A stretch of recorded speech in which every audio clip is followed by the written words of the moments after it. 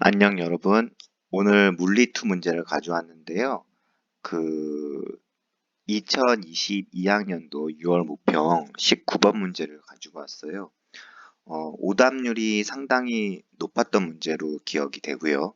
그리고 지금 이 문제를 해석하는 데 있어서 여기 그림에 있는 A 물체하고 B 물체의 운동을 어떻게 해석을 해야 내가 이 라지 V에 해당하는 속도값을 구해낼 수 있는지 그 얘기를 좀 해보도록 할게요.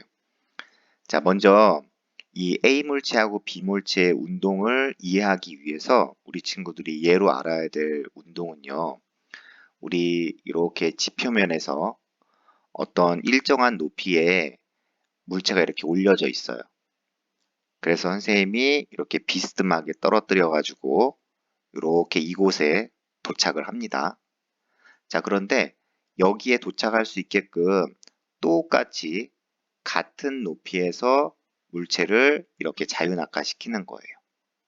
자, 그러면 예를 들면 얘를 B 물체라고 하고 얘를 A 물체라고 한다면은요. 여기 떨어지는데 걸리는 시간은 둘 다 동일해요.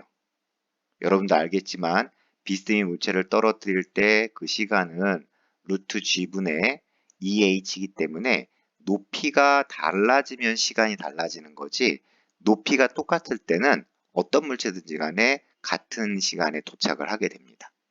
여기까지 이제 여러분들이 아셔야 되고요. 자, 두 번째는요. 지금 A나 B가 떨어질 때 같은 시간에 떨어진다면 당연히 항상 같은 높이만큼씩 이동을 하겠죠. 여기까지 따라오셨죠? 그러면 같은 높이만큼 이동했을 때 보면은요. 처음에 A는 B가 멀리 있었는데 시간이 지날수록 점점점 A가 가까워지는 걸 느낄 수 있어요.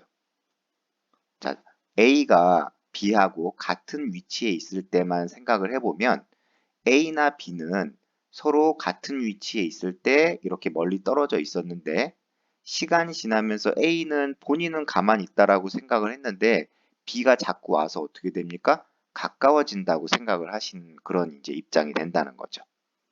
그러니까 이 그림을 여기 있는 그래프에 대입을 시켜버리게 되면은요. 지금 A가 V의 속도로 이렇게 지금 날아가고 있고요. B는 라지 V의 속도로 이렇게 날아오고 있어요. 그런데 얘네가 떨어지는 지점이 똑같습니다. 그러면 지금 이 오른쪽 그림에서 A나 B나 모두 가속도는 중력 가속도밖에 맞지 않고 떨어질 때는 등가속 운동을 하기 때문에 여기 문제 두 번째 보시면 같은 가속도로 각각 등가속도 운동을 한다고 했으니까 이 오른쪽의 예시 그림하고 맞는 거고요. 그렇게 되면 우리가 이 A 입장에서 B가 만약에 정지돼 있다라고 판단이 되면 A는 B의 속도까지 갖고 와서 V 플러스 라지 V의 속도로 움직이는 것처럼 보이게 되는 거예요. 여기까지 따라오셨죠, 우리 친구들? 자, 그러면 문제는 뭐냐 하면은 지금 여기에 해당하는 요 직각삼각형이 있는데 이 직각삼각형에서 만약에 이 B가 여기 있는 요까지 떨어지는데 걸리는 시간이 동일하다고 했잖아요. 그러니까 B가 A에 있다라고 생각을 하고 문제를 푸시면 되는 거예요. 그러면 당연히 B가 A까지 가는데 걸리는 시간은 여러분도 알다시피 여기 있는 수문자 V 더하기 대문자 V분의 그 다음에 여기가 4D고 여기가 3D니까요. 당연히 여기 빗면은 5D가 되겠죠? 그럼 5D만큼의 시간이 걸린다는 겁니다. 다시 말하면 이 B가 목표치까지 오는데 걸리는 시간이 요만큼의 시간이라는 거예요. 자, 그 다음에 이제 A의 이동 거리를 봐야 되는데 A는 이렇게 비스듬히 던졌어도 당연히 수평 방향으로 이동을 하겠죠. 그럼 A가 수평 방향으로 이동을 하게 되면 A는 V 코사인 세타의 속력으로 움직이게 됩니다. 그런데 코사인 세타가 지금 5D분의 4D죠. 그러니까 코사인 세타 자체가 지금 5분의 4에 해당하는 거니까 지금 이 A의 처음 속력은 5분의 4 V가 되는 거예요. 그리고 맨 마지막에 여기 떨어졌을 때 이 속력은 0이 되겠죠. 그럼 얘가 처음 속력이 되고 얘가 나중 속력이 돼요. 자, 그 다음에 또 알아야 될 건 뭐냐면요. 등가속도 운동을 한다고 했을 때 지금 A는 이렇게 수평거리를 이동하잖아요. 그럼 여러분들 생각을 해보세요. 시간 속도 그래프에서 등가속도 운동을 한다고 했을 때 만약에 내가 요 시간에서의 이동 거리를 구하고 싶으면 이 삼각형의 면적을 구해도 되지만은요. 요 시간 동안의 이동 거리는요. 등가속도 운동의 조건 하에서는 딱 평균 속도에서 이 속도의 딱 절반에서요. 이 평균 속도로 등속 운동에서 요만큼 갔다라고 생각을 하셔도 되는 거예요. 그러니까 A가 이동한 거리가 5분의 8D잖아요. 그러면 여기에 해당하는 이동 거리 5분의 8D는 당연히 이 A의 평균 속도로 이동을 하는 거예요. 이해되셨죠?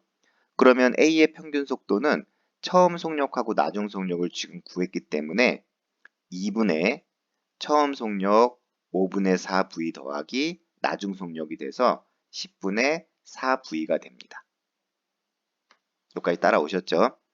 그러면 이 A의 수평거리 이동거리 5분의 8D는 A가 등가속도 운동을 한다고 했으니까 평균 속력으로 다시 말하면 5분의 2V의 속력으로 요만큼의 시간을 이동을 하면 그게 이동거리가 나온다고 했잖아요. 그럼 그 시간이 지금 얼마입니까?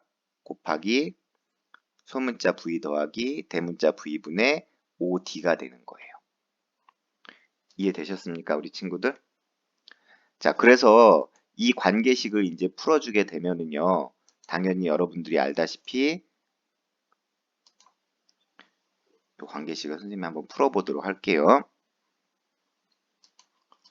그러면은 4V 더하기 4대문자 V는 5V가 나오게 되겠죠. 자, 그럼 4대문자 V는 요거 빼주면 V가 되니까 대문자 V는 4분의 1V라는 속력이 나옵니다. 자, 얘기하고 싶은 핵심 포인트는요.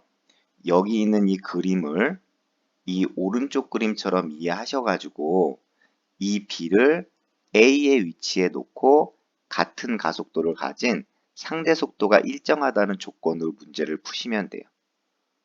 그래서 이 19번 문제는 우리 친구들이 좀 많이 헷갈려 했던 문제인데 문제가 난이도가 있거나 빠른 해안이 떠오르지 않을 때는 그냥 예시로 여러분들이 공부한 것 중에 어떤 게 비슷했던 것인가를 빨리 선정을 하셔가지고 그거하고 이제 빗대어서 생각을 하시면 좀 쉽게 풀 수 있을 것 같습니다.